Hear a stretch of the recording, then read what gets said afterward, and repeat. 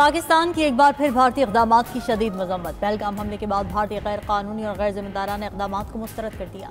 वज़ीर आज़म शहबाज शरीफ की ज़ेर सदारत मुश्तरका मफादात काउंसिल का 52वां इजलास मुमकिना भारतीय जारहियत और मिस एडवेंचर के तनाजुर में मुल्क व कौम को इत्तेहाद और यकजहती का पैगाम दिया।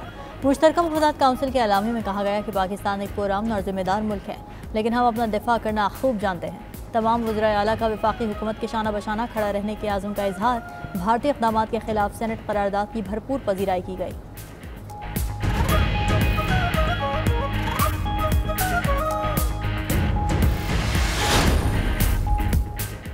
पाकिस्तान और भारत में जंग का खतरा मौजूद है। पाक भारत कशीदगी पर अगले 2-3 दिन अहम हैं। खिते पर जंग के बादल मंडला रहे हैं। हम जंग के लिए जहनी तौर पर तैयार हैं।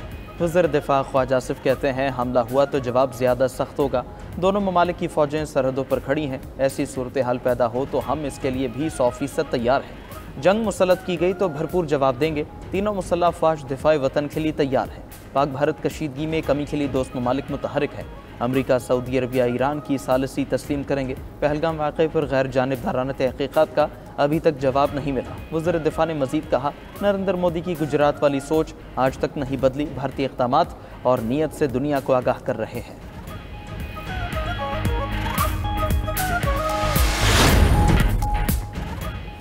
नायब वज़ीर आज़म और वज़ीर ख़ारजा सेनेटर इसहाक़ डार का कतरी हमनसब शेख मोहम्मद बिन अब्दुर्रहमान अस्सानी से फ़ोन पर राबिता। भारत के बेबुनियाद इल्ज़ामात, इश्तियाल अंगेज़ बयानबाजी और यकतरफ़ा इक़दामात बारे बताया। कौमी सलामती कमेटी की तरफ से किए गए हालिया गौर खौस और फैसलों से भी आगाह किया। कतरी वज़ीर ख़ारजा की तनाज़ात के हल के लिए बातचीत और सिफारतकारी बरूए कार लाने की अपील। इलाक़ाई अमन व इस्तेहकाम को बरकरार रखने की ज़रूरत पर जोर दिया। दोनों रहनुमाओं ने खिते की बदलती सूरत हाल पर करीबी राबितों और मुशावरत को बरकरार रखने पर इत्तेफाक किया। दूसरी तरफ नायब वज़ीर आज़म इसहाक़ डार की ज़ेर सदारत सिंध तास मुआहदे पर आला सतह का इजलास। भारत की जानिब से मुआहदा मुअत्तल करने के इक़दाम का तफसीली जायज़ा लिया गया। इसहाक़ डार का कहना है, पाकिस्तान अपने पानी के हुकूक के तहफ़्फ़ुज़ के लिए हर मुमकिन इक़दाम करेगा। भारत का एकतरफ़ा इक़दाम बैनुल-अक़वामी क़वानीन की खिलाफ वर्जी है। सिंध तास मुआहदा खिते के इस्तेहकाम के लिए नागज़ीर है।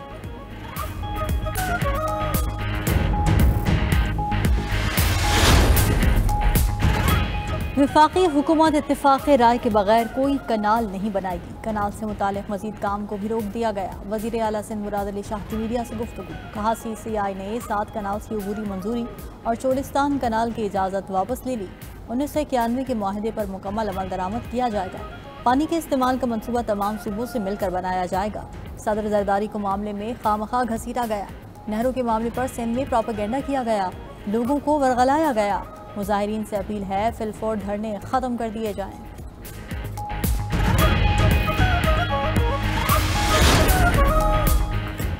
पानी के मामले पर कोई समझौता नहीं करेंगे। किसी को किसी दूसरे का हक नहीं खाने देंगे। वज़ीर आला खैबर पख्तूनख्वा अमीन गंडापुर की मीडिया से गुफ्तगू। कहा, NFC अवार्ड का हक नहीं मिल रहा था, अब मिलेगा। हमें ज़म-अज़ला का हक भी दिया जाएगा। हर सूबे को उसके हक का पानी दिया जाएगा। मसाइल को मुफाहमत से हल करने का फैसला किया गया है। हमने अपने 3 मुतालिबात अगले इजलास के एजेंडे के लिए मंजूर करा लिए हैं।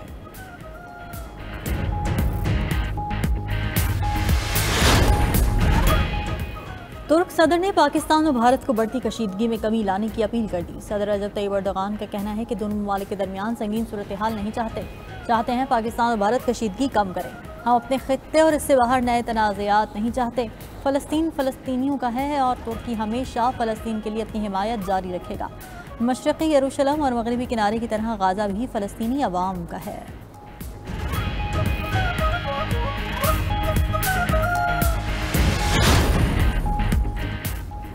पहलगाम वाक़े पर भारत के पास पाकिस्तान के खिलाफ शवाहिद नहीं। भारत 100 गैर मुल्की सिफारतकारों को मुतमईन करने में नाकाम हो गया। न्यूयॉर्क टाइम्स ने अपनी रिपोर्ट में मोदी सरकार का झूठा बयानिया बेनकाब कर दिया।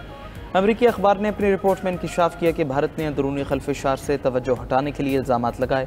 पहलगाम फॉल्स फ्लैग ऑपरेशन के फ़ौरन बाद पाकिस्तान पर इल्ज़ाम लगा दिया गया। भारत कशीदगी कम करने के बजाय पाकिस्तान के खिलाफ फ़ौजी कार्रवाई का जवाज़ तलाश कर रहा है। न्यूयॉर्क टाइम्स का कहना है, मोदी सरकार ने पाकिस्तान के खिलाफ इक़दामात के लिए कई ममालिक से हिमायत मांगी। भारत गैर मुल्की सफ़ीरों को पाकिस्तान के खिलाफ सबूत देने में नाकाम रहा। बिलाखिर अपनी शर्मिंदगी मिटाने के लिए कह दिया, मालूमात इकट्ठी करने के लिए मज़ीद वक्त दरकार है।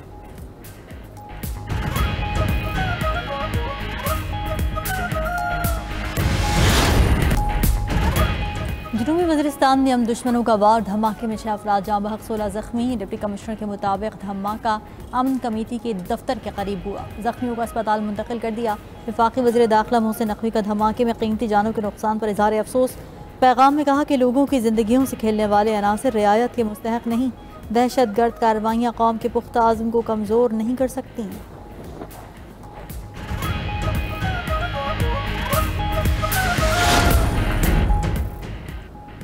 नौशकी में ट्रक अड्डे पर ऑयल टैंकर में धमाका, खौफनाक आग की जद में आकर 60 के करीब अफराद झुलस कर जख्मी हो गए। नौशकी के टीचिंग अस्पताल में ज़ेर इलाज 20 जख्मियों की हालत तशवीशनाक है। जख्मियों को इब्तिदाई तिब्बी इमदाद के बाद हेलीकॉप्टर पर कोयटा मुंतकिल कर दिया गया। आग की जद में आकर DSP नौशकी शरीफ बड़ेच और फायर ब्रिगेड अमला भी जख्मी। रेस्क्यू इदारों ने ऑयल टैंकर में लगने वाली आग पर काबू पा लिया। तर्जुमान बलोचिस्तान हुकूमत शाहिद रिंद का कहना है अफसोसनाक वाक़े की तहकीकात जारी है।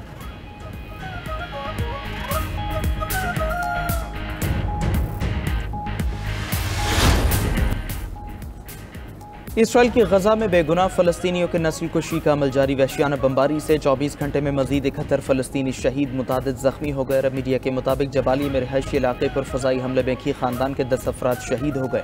खान यूनुस में बम धमाके से तबाह मकान के मलबे तले से 4 लाशें निकाली गईं। 7 अक्टूबर 2023 से शहदा की मजमूई तादाद 52,243 हो गई। दूसरी तरफ यमन पर अमरीकी फ़ज़ाई हमलों में शहदा की तादाद 76 हो गई। हौसी गिरोह के मुताबिक अमरीकी फ़ौज ने दारुल हुकूमत सना को निशाना बनाया।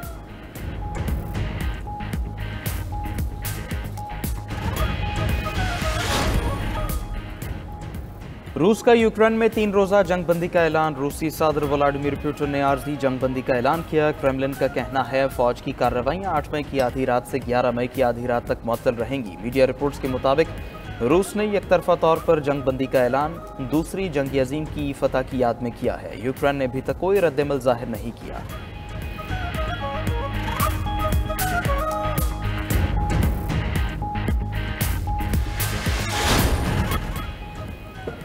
स्पेन और पुर्तगाल में बिजली का बड़ा ब्रेकडाउन। मीडिया रिपोर्ट्स के मुताबिक बिजली की फ्राहमी मुअत्तल होने से स्पेन में ट्रैफिक लाइट्स बंद हो गई। बिजली की अदम फ्राहमी से रेलवे सर्विस भी मुतासर। मैड्रिड ओपन ने स्पेन में शेड्यूल मैचेस मनसूख कर दिए। दोनों ममालिक ने बैरूनी हाथ या साइबर हमले का इम्कान मुस्तरद कर दिया। ग्रिड ब्रेकडाउन की वजह जानने और बिजली की बहाली पर काम जारी।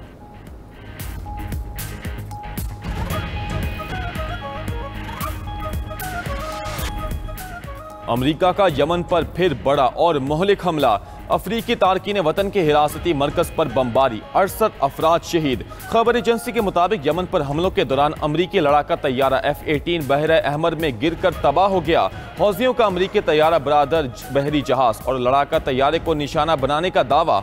हौजियों ने कहा हिरासती मरकज में 100 से ज्यादा गैर दस्तावेजी तारकीन वतन मौजूद थे।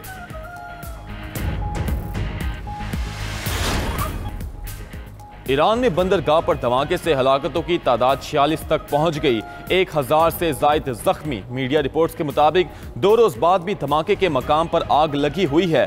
धमाका मिसाइल के ठोस ईंधन की गलत जखीरा अंदोजी की वजह से हुआ। ईरानी वज़ीर दिफा ने मिसाइल के ठोस ईंधन की रिपोर्ट्स को मुस्तरद कर दिया। ईरानी सुप्रीम लीडर आयतुल्लाह खामनाई का धमाके की मुकम्मल छानबीन का हुक्म। रूस ने ईरान की मदद के लिए अपने तैयारे ईरान भेज दिए।